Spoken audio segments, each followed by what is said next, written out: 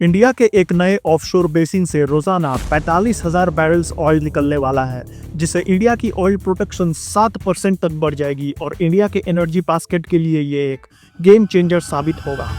ONGC इस basin पर already काम कर रही है और 2025 में इसमें और नए वेल्स बनाने की प्लानिंग है।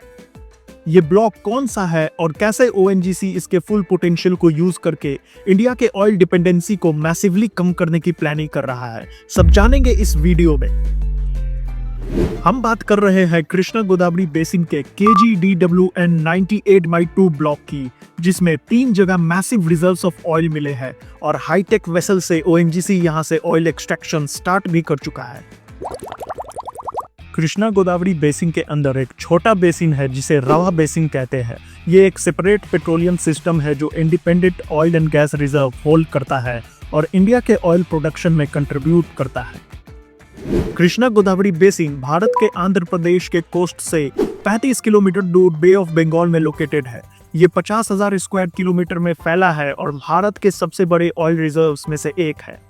यहाँ पहली बार 1980s में हाइड्रोकार्बन्स मिले थे, लेकिन तब इसे कमर्शियली स्केल नहीं किया जा रहा था।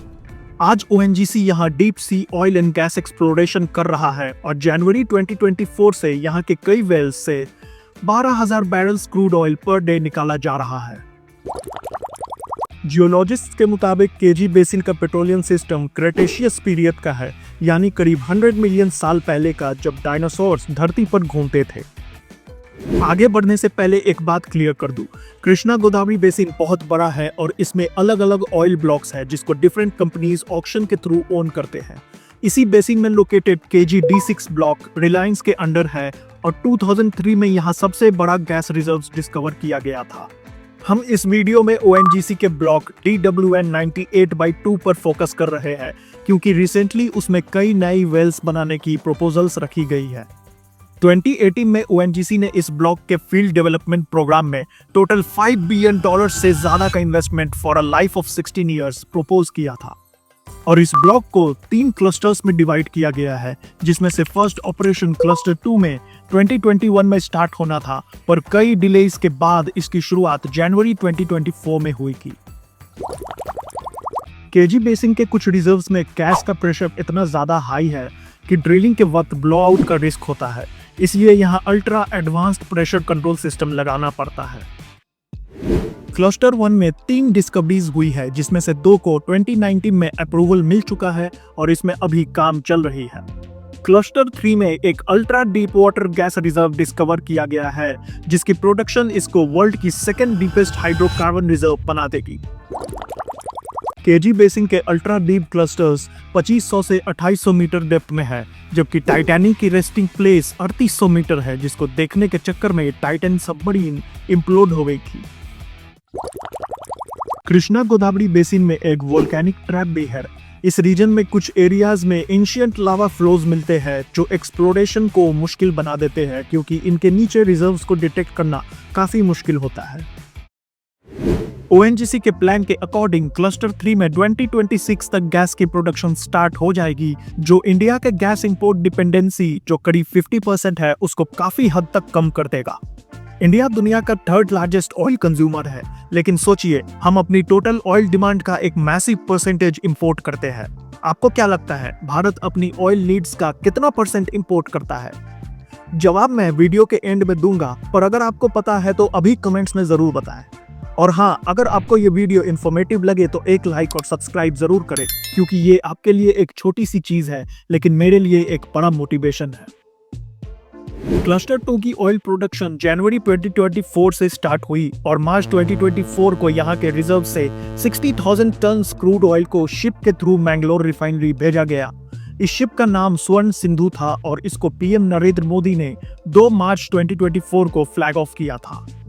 अगस्त 2024 में ओएनजीसी ने इस क्लस्टर के 5th वेल से प्रोडक्शन स्टार्ट किया, जिसके बाद करंटली यहाँ की प्रोडक्शन अभी 12,000 बैरल्स पर डे है और फाइनेंशियल ईयर 2025 में यहाँ और वेल्स को ऑपरेशनल बनाकर इसके प्रोडक्शन को और बढ़ाने की प्लानिंग है। ओएनजीसी कार्बन कैप्चर टेक्नोलॉजी को यूज करके केजी बेसिन के ऑयल फील्ड्स में CO2 इंजेक्ट करने की प्लानिंग कर रहा है, जिससे ऑयल रिकवरी आसान होती है, साथ में कार्बन फुटप्रिंट भी कम होती है। अब सवाल उठता है कि ये ऑयल का एक्सट्रैक्शन एक्चुअली होता कैसे है। इसके लिए ओएनजीसी एक एडवांस टेक्नोलॉजी यूज कर रहा है जिसे कहते हैं FPSO, floating production and storage offloading. ये कैसे काम करता है चलिए समझते हैं।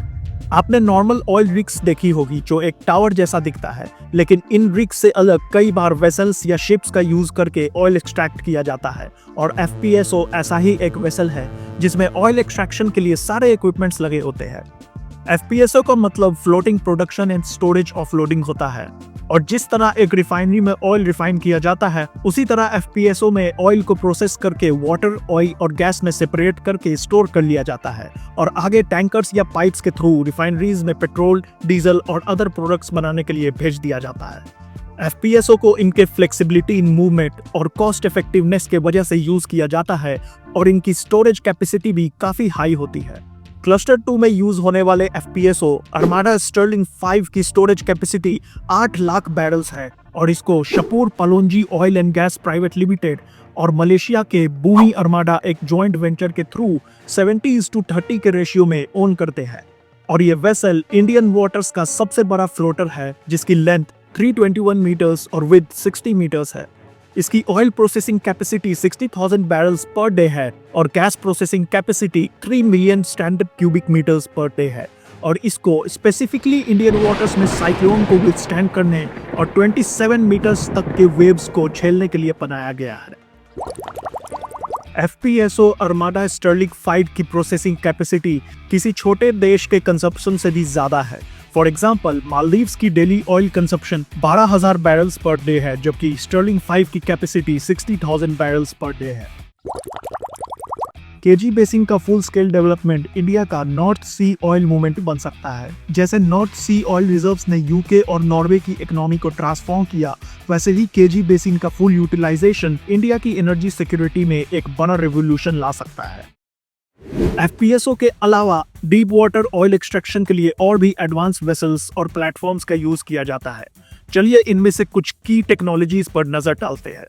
पहला है फ्लोटिंग स्टोरेज एंड ऑफलोडिंग या एफएसओ। ये एफपीएसओ के तरह वेसल होते हैं, पर इनमें ऑयल को प्रोसेस करने की कैपेबिलिटी नहीं होती है, और बिना प्रोसेस किए ऑयल को टैंकर्स या पाइप्स के थ्रू आगे प्रोसेसिंग के लिए भेज दिया जाता है। दूसरा टेंशन लेग प्लेटफॉर्म होता है। ये वेसल से अलग एक प्लेटफॉर्म होता है जिसको वर्टिकल टेंडन्स की मदद से डीप सी में एंकर कर दिया जाता है। इस तरह के प्लेटफॉर्म को जनरली डीप सी एक्सट्रैक्शन के लिए यूज किया जाता है। अगला सेमी सबमर्सिबल प्लेटफॉर्म होता है। इस तरह के प्लेटफॉर्म लार्ज पॉन्टून्स के हेल्प से सी पर फ्लोट करते हैं, और इनको जनरली रफ सी में यूज किया जाता है क्योंकि लार्ज पॉन्टून्स के कारण ये और अच्छी स्टेबिलिटी देते हैं। साथ में ये ड्रिल भी खुद कर सकते हैं। अगला स्पार प्लेटफॉर्म है। ये प्लेटफॉर्म्स बड़े सिलिंड्रिकल हॉल पर बने होते हैं जिसको सी बेड से एंकर कर दिया जाता है। ये प्लेटफॉर्म बहुत ज्यादा स्टेबल होते हैं और deep sea oil and gas production में यूज होते हैं। इनके अलावा ड्रिल शिप्स भी यूज किया जाता है जो एडवांस ड्रिलिंग यूनिट से इक्विप्ड होते हैं। ये शिप्स मोबिलिटी के साथ सीबेड ड्रिलिंग करने की कैपेबिलिटी रखते हैं। इनका यूज तब होता है जब किसी वेसल या प्लेटफॉर्म में बिल्ट इन ड्रिलिंग इक्विपमेंट नहीं होता, या फिर नए एक्सप्लोरेशन साइट्स पर ड्रिलिंग करनी होती है। अर्माडा स्टर्लिंग 5 में भी ड्रिलर्स नहीं लगे हैं, और इसलिए इनिशियली सीबेड को ड्रिल करने के लिए ड्रिल शिप्स का यूज किया गया था। नेचुरल गैस एक्सट्रैक्शन के लिए फ्लोटिंग एलएनजी वेसल्स का यूज होता है। ये नेचुरल गैस को एक्सट्रैक्ट, लिक्विफाई और स्टोर करने की कैपेबिलिटी रखते हैं, जिससे ऑनबोर्ड ही एलएनजी या liquefied natural gas market ready हो जाता है बिना किसी ऑनशोर फैसिलिटी की जरूरत के। 2017 में केजी बेसिन के डीप सी रीजन में मीथेन हाइड्रेट्स डिटेक्ट किए गए थे, जो मीथेन और वाटर मॉलिक्यूल्स का आइस होता है, और इसे फायर आइस भी कहते हैं। और अगर ये कमर्शियली एक्सट्रैक्ट हो सके तो इंडिया के पास एनर्जी का बड़ा रिसोर्स आ जाएगा। किसी भी ऑयल ब्लॉक में इन प्लेटफॉर्म्स और वेसल्स का यूज साइमल्टेनियसली भी हो सकता है, और मेजरली ये वहां के oil field type, production capacity, climate, sea conditions etcetera जैसे फैक्टर्स पर डिपेंड करता है। Oil and natural gas extraction एक लंबा और कॉम्प्लेक्स प्रोसेस है जो discovery, OLP bidding, exploration, drilling और फिर एक्सट्रैक्शन के स्टेजेस से गुजरता है। मैंने इस वीडियो में सभी स्टेप्स को डिटेल में एक्सप्लेन किया है। अगर आप ऑयल प्रोडक्शन के बारे में और भी वीडियोस देखना चाहते हैं तो मैंने एक स्पेशल प्लेलिस्ट क्रिएट की है जो आपको वीडियो के एंड स्क्रीन पर मिलेगी।